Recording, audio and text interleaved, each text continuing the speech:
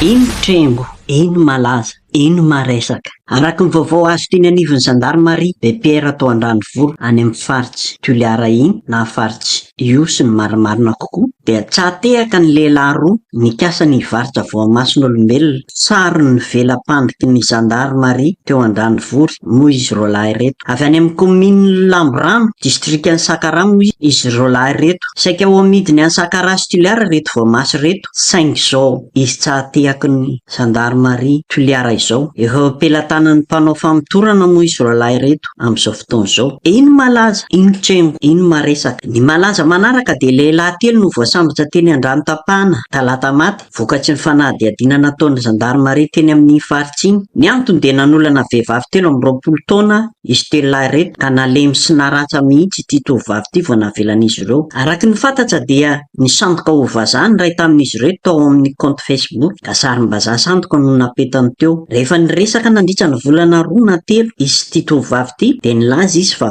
vonona hakavady ity tovovavy ity. Ny fanome fotoana ary zareo ka tamin'ny fotoana io no nanolanan'izy telo lahy ity tovovavy ity. Nisesy izy telo lahy nanao ny filan-dratsiny analemy mihitsy vao navelany. Efa volana vitsivitsy mono nisehon'izany azao vao voasambotra ry zalahy. Araka ny fantatra dia sefokotany ny iray amin'izy telo lahy reto, izany hoe manao ny asany ihany ny Gendarmerie araka izao vokatra azo izao. Maranantsika azy ny tsengo politika. Mampimery zareo mpanao politika hilatsaka be ny tanàna ireto fa dia mampanantena fa ovahany ny olana jiry rano rehefa lany zareo. Or zareo ny filoha aza efa nanindry tany amin'ny PDG Menasofo ny Jirama mihitsy hoe avereny sy alaminy malaky ty olana Jirama sy ny rano ty. Inona no teo? Ny omaly tsy miova. Ny omaly tsy miova ihany. Dia anao be ny tanàna kely io ve no ava izany olana izany rehefa lany eo? Aza mampimery ery mpanao politika.